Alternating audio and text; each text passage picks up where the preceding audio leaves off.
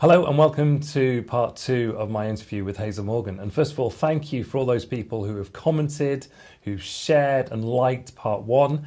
It's very much appreciated, and it's why we're back in the studio today. So in this particular element of the interview, we're going to be talking about what are the underlying causes that Hazel thinks have caused her rheumatoid arthritis. And then in part 3, we're going to talk about what you can do about it without feeling deprived. Because at the end of the day, we all want to have a lifestyle that we can enjoy and still be healthy. So without further ado, welcome back, Hazel. How are you? I'm very well, thank you. Great. So we talked in the first episode, in part 1, about leaky gut, and that being the underlying issue. So what do you mean by that? What is leaky gut, and what can you do about it?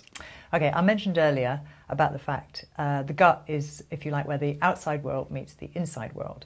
And in a good situation, a gut wall should be a strong environment where only fully digested food is able to pass through and enter the bloodstream.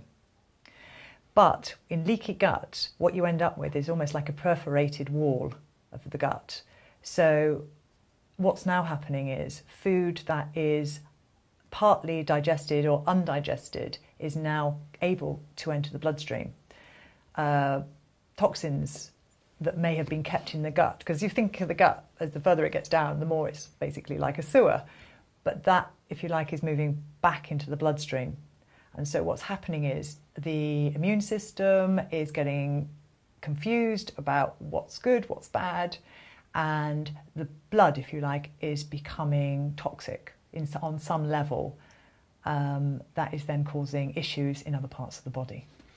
Now, why are some people more susceptible to this than others? Why are there not more people with, autoimmune issues? I think there are a lot of people with autoimmune issues. I think there's a lot of people out there who have no idea that they've got an autoimmune issue going on because they may just have brain fog, or they may just presume that it's normal to get up and feel aches and pains. They may think, oh, well, this is age. I'm meant to be aging like this. And when in fact, actually, what's actually happening is their body on some level is breaking down. It's only becoming apparent, if you like, when those symptoms become very obvious. In the case, for example, of rheumatoid arthritis, where suddenly it's hard to walk, it's hard to move, everything aches, you can't pick up a pencil, or your shoulders are becoming really stiff and things, that it's now impairing your life. So those people who say, well, I can eat anything, I'm fine, I don't have any problems, why are they not being affected like others are? I think it just comes down to sometimes some people just have a stronger gut anyway, maybe through hereditary reasons. But then there's other people, I think, who've eaten not well all their life and didn't realise that they weren't eating well, because I think we have been misled around food, as that's now becoming more apparent in the press and everything. And I think there's a lot of toxins in the last 20 or 30 years that are now constantly bombarding our systems, which 30 or 40 years previously had never happened. So because our environment has changed, if you like, more and more people have leaky gut, and most of them don't know that they've got it. Okay, so it's a bigger problem than people realise, basically. Yes. So let's talk about the causes. Let's get right into the nub of the matter. What's the, if we were going to talk about the sort of top 5 or 6 issues, what would be number 1? Number 1, I know people are going to hate I'm going to say this, but sugar is the absolute number 1. If I did nothing else but just cut sugar out of my diet, I would be instantly 50% more well or better. In what kind of time frame? Oh, days. Wow. Days. Okay. So from my perspective, it's the number 1 reason why I had aches and pains in my body. And why is sugar such an issue? What kind of products and foods and things is sugar in that maybe people are not realising that they're consuming such a high level? I think it's just day-to-day processed foods. we wake up in the morning and we grab cereals and we're not paying attention to what's on the back. So we eat a sandwich from the lunch bar, we eat a packet of biscuits, or maybe a bit of chocolate here or there. Get home, we're tired, we're exhausted, quick processed meal or processed meal on the way back from work. So things like even toast, bread and things like that. Well, it's all a knock-on effect. Okay. The odd piece of toast is not a problem. Yeah. But it's when you're putting everything else in the system as well that what happens is people start eating more and more sugar, where we should be eating, if you like, 6 to 9 teaspoons a day maximum. People are eating more, 30 to 40 teaspoons a day. So what kind of products do people need to be aware of when they're adding it to their shopping basket, when they're doing their online shopping or when they're at the supermarket? What are the kind of things that they should focus on in terms of sugar content? I think anything that's processed. I think if you're picking up something that's packaged, the chances are it's going to be laden in sugar. If they say that it's a diet product, particularly in the fizzy drink area or the squash area, I would be equally worried. The diet products are incredibly toxic, and if you do have an issue, it's just going to make the problem a lot worse.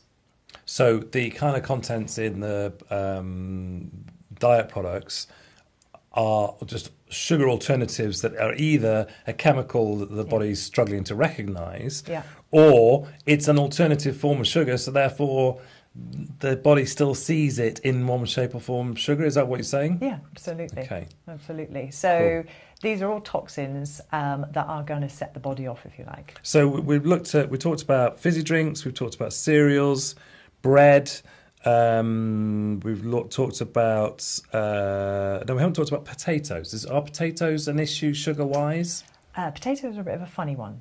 They fall into if you like, an allergen category, particularly with people who have rheumatoid arthritis. They convert to quite high sugar immediately on eating, and potato starch, chips, crisps, potatoes tend to be everywhere in our diet, as is wheat, and very high sugar. But for people who have rheumatoid arthritis, there's another problem. Potatoes, tomatoes, peppers, aubergines, they all belong to the nightshade family.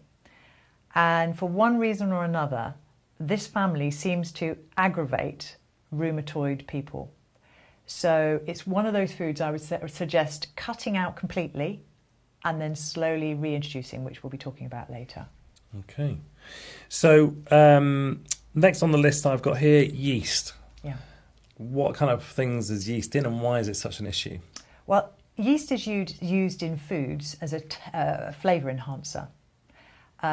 It's fine if you don't have a yeast problem, but if you've got a leaky gut problem, you're probably going to have a yeast problem. And that may show up in the form of candida, thrush in the body.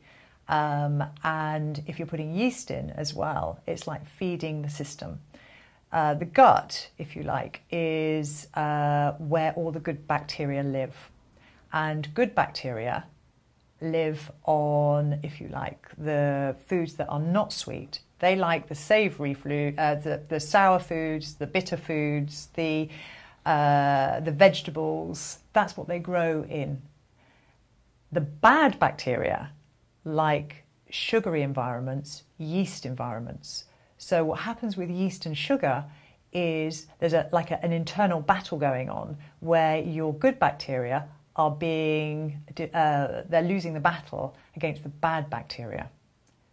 And so we're then seeing, if you like, the bad bacteria are attacking the walls of the gut, causing leaky gut again. So the products that contain yeast or high levels of yeast are what? Well, the obvious ones are bread. The other one is alcohol, particularly beer. So we've got a double whammy going on here. We've got a double whammy, I'm afraid, with alcohol, which is even, more, even more depressed. The it's then hidden in lots of other things as a flavour enhancer. So it's in stock cubes, it's in sauces, it's in foods that you wouldn't imagine it to be in, but it's being added to all sorts of foods to enhance flavour. Wow, okay. So next thing I've got on the list, processed foods. I know we've covered it slightly. What's your thoughts on processed foods, and what would be a way of somebody knowing what's processed and what's not? Okay, anything that's packaged is processed. That's the basic rule of thumb. If it's still fresh or in its original state, like if grains are still in their original state, they've got all their fibre, their nutrients and everything like that, that's not processed. Processed food is things that have actually been milled, have been broken down, have had food additives added to them, have had salt, flavour enhancers, more sugar, more yeast piled in, and you don't know what you're eating anymore. No. And remember, and you can tell that. I'm sorry to interrupt, but you can tell that on the back of the packets. Somebody said to me once, if you can't pronounce some of the ingredients, don't eat it. Don't eat it. Would you agree with that? Yeah, I would totally agree with that. And you've got to remember, why is food processed in the first place? The reason it's processed is so that it can sit on the shelf for longer. So from the food company's perspective, yes, I totally get that. You want your food to last as long as possible. But when it crosses over the barrier between food lasting a certain time and food poisoning people because it's, if you like, it's not really food anymore, there's a challenge here. And if your body is already susceptible, processed foods are going to be dreadful for you. There's one thing that you can do just to check is when you are in the supermarket next, is look at your trolley. And when you're picking up a product, if it's a fresh vegetable or fresh food or whatever, put it at one end of the trolley and put all the rest at the other end of the trolley and have a look. And have you got 80% of your foods being processed foods and 20% being fresh foods? And if you have, you've got a problem. Right. So I would try and have it the other way around. That's what my trolley looks like. And if you've been drinking before you go shopping, you're going to be trolleyed before you look at the trolley. Exactly. Which is not going to help. No, it's not going to help. I don't think there'll be any fresh foods in there. Which is another good point, actually, is don't go shopping when you're hungry. Is Oh, that yeah, right? absolutely. Because you are then very tempted to put in all the kind of stuff. Oh, yeah, yeah. That is not the sugar monster will come out. Okay, good. So next is on the list, I've got here's wheat. So tell us more about that. Okay. There's two camps here because wheat has gluten in it. And everyone's very confused about gluten at the moment. If we just go back a few years, gluten wasn't a problem because we would have had a loaf of bread that would have been eaten throughout the day, but it wouldn't have probably been sliced. It would have been made with basic, simple ingredients. And we wouldn't have eaten loads of wheat all day long. We wouldn't have had wheat for breakfast, for break, for lunch, for tea, for supper, and maybe a snack before you go to bed. And all of those things have wheat in. And all of them have gluten in. And gluten is a known irritant. Now, if you're having, a small amount of gluten every day, chances are never going to affect you. But if you're having gluten little bits throughout the day, it will be affecting you. And interestingly enough, we've done tests ourselves with different types of breads. And what we have found that it's often in the processing. For example, if you buy sourdough that is made not with yeast and goes through a longer fermentation process before you bake it, it's actually quite digestible. And even though there's gluten in those products sometimes, I find that I don't react to them. But if I was to eat normal bread, I would react quite quickly to that. And we get spelt sourdough bread, which you have no problems with, I have no problems with, and it's delicious. And it has a bit of gluten in it. And it works for sandwiches as well as toast, but particular toast. Yeah. But that doesn't mean you go and eat a whole loaf in one go.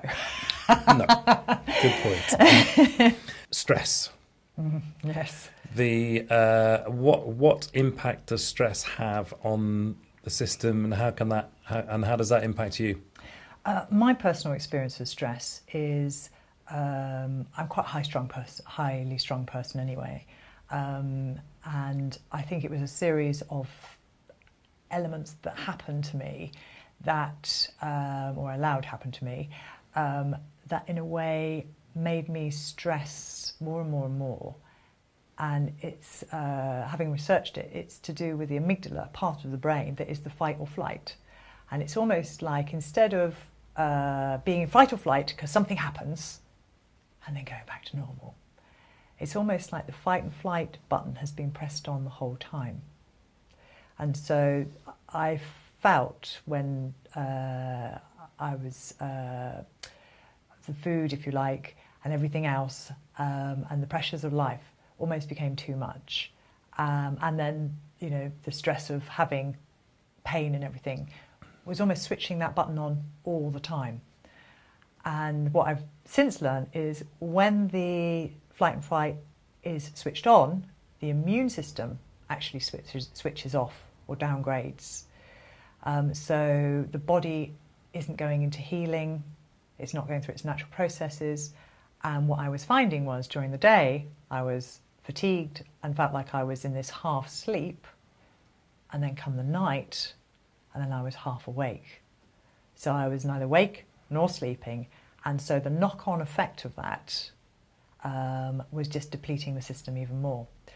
I felt that by controlling an area of my life, which was the food area, allowed the stress to calm down a little bit, that gave me enough energy to go, okay, just stop, breathe, close my eyes, just sit for 5 minutes and just calm down. And also, the other thing is when you have rheumatoid arthritis, often you can't actually go for a walk. You can't, you know, get out and do stuff because your body's in too much pain. So I was at the point where walking 10 minutes with a pram was just way too much for me. But by putting the food in first, it allowed the body just to heal a little bit, enough, if you like, so that I could actually go for 20 minutes. And when I was going for my 20-minute walk, I was focusing on breathing, and I was applying things like, what am I grateful for in this moment right now? What could I be thankful for this moment right now? And in that breathing and walking and things, it would release the body from stress. Now, if you're in a position where you actually can't get out of the chair or anything like that, learning mindfulness, learning de-stressing techniques, meditation and things is allowing that part of that brain to switch off and calm down. So yeah, stress is a major factor, or was a major factor for me. Great. Okay. So the next one on the list is environmental toxins. What do you mean by environmental toxins, and what can people do about it? I think if we look 30 to 50 years ago, there weren't the products available to us that we now have in our homes. So one of the, if you like, groups of environmental toxins are all the things that are under the kitchen sink. So lots of bleaches, lots of washing powders, things that you're putting on your skin the whole time. Now, there has, over the last few years, been a removal of sodium lauryl sulfate. It's still, I think, in some products, but it was absolutely in every product, including toothpaste, which you were putting in your mouth. That's a good example of an environmental toxin actually being taken out of a lot of products. You can also look at things like amalgams, and the fact that I have personal experience of cadmium, lead and mercury poisoning, and the fatigue, the feeling that you're going a bit mad, you not being able to focus on anything, just sort of this horrible feeling that you're floating around in your body but you're not really present in your body. There are other symptoms, and I would recommend other people, for yourself, to research into it yourself if you're concerned about it. But I have no fillings, so I knew it was coming from my paints. Whereas most people, I think, who may have mercury poisoning or mercury present in their body, it's coming probably from your amalgams. So you can get tested for this. You can find out if you have a mercury issue. Yeah, whether you can actually be tested on the NHS or whether you have to go private, I'm not quite sure. I went private, and it was by accident, if you like, that I was tested for that, because they were just doing a general test, and what's this area here? Oh my God! Right. So yeah, I would recommend if you once you've done a detox of certain foods and everything, and you feel then that there's still something underlying, I would look at potential toxins that might be in the system. So we talked about chemicals in our cleaning products. We've talked about chemicals in healthcare products, i.e. beauty products and hygiene products such as your toothpaste, your makeup and so on and so forth. And in part 3 we're going to talk about the alternatives that people can use. We talked about cleaning products, household products. We've talked about amalgam. So the next thing is things like antibiotics and medicines. What kind of issues can they cause? This is my own personal experience. I tend to take the view, and I think a lot of people will say these are all unrelated topics to rheumatoid arthritis. But I think what I'm trying to say is I want my body to be clean. Then I can judge whether I'm well or not. And I know that I feel amazing, I feel well, and I don't have these toxins in my body. I know that when I had them in my body, how dreadful I felt. So for me, it was a clear-cut picture. Okay. And you're saying that things like antibiotics, can they compromise the gut scenario? Is that what the principle is? I think if you are having to take antibiotics, I think you need to look at foods that, if you like, stimulate good bacteria. So green foods, or the vegetables, turmeric, lots of different types of herbs actually stimulate good bacteria, which are going to potentially get killed off if you're taking antibiotics. Okay, we'll talk about that in part 3. Absolutely. The other thing is what about things like pollution, and what about drinking water? Again, if you're really concerned, you can easily contact your water board and find out if there are low doses, because most waters have low doses of various different metals in them and things like that, and it may be worth you just checking out if you feel there is an issue. And if you are tested and you have heavy metal in your system, what you may want to look at doing is not buying plastic bottled water, but actually investing in some sort of a filter system that's going to remove those toxins, just because from a long-term perspective, it will actually cost less than buying water in bottles and not buying plastic bottles anyway. From the point of view of the recycling, and B, from the point of view that in plastic bottles there's something called BPA. Is that right? Is it BPA or something? There's some chemical in it that leaches into the water. Yeah. Now the other ones I will not go anywhere near are things like aluminium. So none of my pots and my pans in the house are aluminium based. I will not use aluminium in underarm deodorant. Because I have a susceptibility to heavy metals. That's why some people go, oh, there's no problem, we tested it, it's not getting in the system. I'm not going to risk that. So, and there's plenty of products out there that are aluminium free. And also the other thing is, when you eat healthily, you don't stink so much. So you don't need antiperspirants. Okay, cool. Great. Well, I look forward to talking to you in part 3 about what people can do to turn this all around and actually make adjustments that aren't too big, aren't something that they're going to struggle with, and that they'll enjoy the process at the same time and have a healthier diet. So thank you very much, Hazel Morgan. Thank you. And we look forward to seeing you in part 3.